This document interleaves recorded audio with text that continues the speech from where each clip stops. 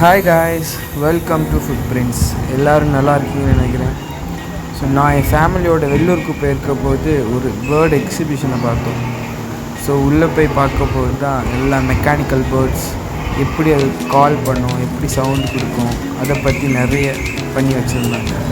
So அதை உங்களுக்காக ஒரு சின்ன வீடியோ க்ரியேட் பண்ணி போட்டிருக்கேன். போய் பார்த்து என்ஜாய் பண்ணி பாய்.